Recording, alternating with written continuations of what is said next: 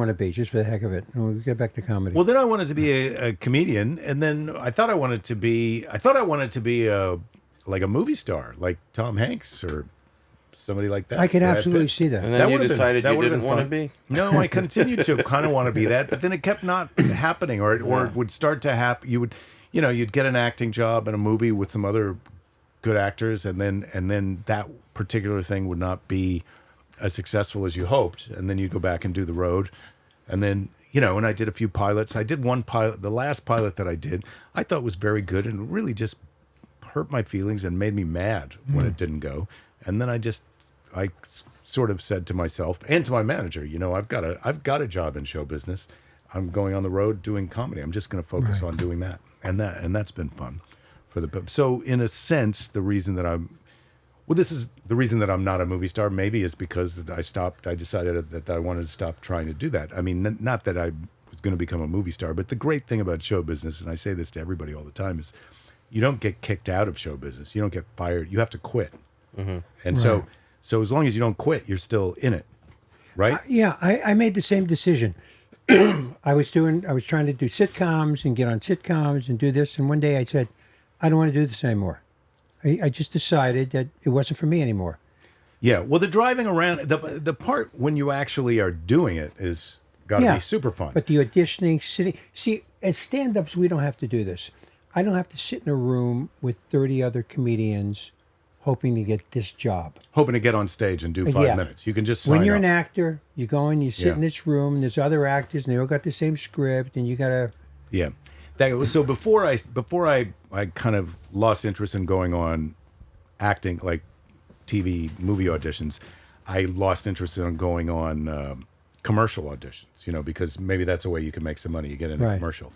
But eventually it'd be like, I'm going to drive 45 minutes or an hour to Burbank and then be in a room for less than 5 minutes, maybe 2-3 minutes, and then drive back. Thank you, Jay. And maybe, and whatever percentage chance of getting the job you got, it's like, I finally felt like I can just go to the corner and get a lottery ticket. Mm-hmm. So let me tell you, how long do you think I auditioned for commercials for years? Never got one. How long do you Never? Zero? Never got one. How long do you think I did this for? Went on auditions for commercials? Yeah, and never got one. I can't tell if I want to guess high or low. You can guess anything you want. I'm going to say you did that for 5 years. Okay. I'm going to say 15 years. 20 years. 20 years. 20 years. And I don't think that I got more than 3 callbacks. And I cannot understand why these agents kept sending me out, except that they hated me. No, that's not the case. Well, first they of all, wanted to ruin my life. They knew I was going to get. Let's send him again today because he's not going to get it. He's going to be so. And he never quits. This guy. They wanted to see, and I finally cracked. I couldn't take it anymore. First of all, you gave it a good shot. Yes, right? I did. You gave it a good shot. But second of all, to answer your question, I think I know the answer, and that is because they could see your stand-up, and they could see, oh, this guy he's funny, he's got a point of view.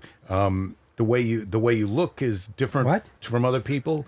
And do you know what I mean? You're No, I don't know what you mean. The way I look. You're not classically. Smart guys don't talk like that. You're not classically handsome. No, I'm not. You're right. You're idiosyncratically handsome. Yes, I am. And so that's a selling I think he just called you an idiot. So all these qualities, we edit this? all these qualities that you have made them believe that you were going to get one of these jobs. Steve Middleman, a good friend of mine, did tons of American Express commercials, all these commercials, and the reason they hired him because he had a funny look. Yeah. He eventually stopped doing commercials because he couldn't take being that, them calling on him because of the face thing. It didn't seem to, because I think maybe he wanted to be more classically handsome. Well, of course. I mean, we all want to be. You want to be. You're closer than either one of us, by the way. Well, that's sweet. But you want to be Cary Closer than me? Yes.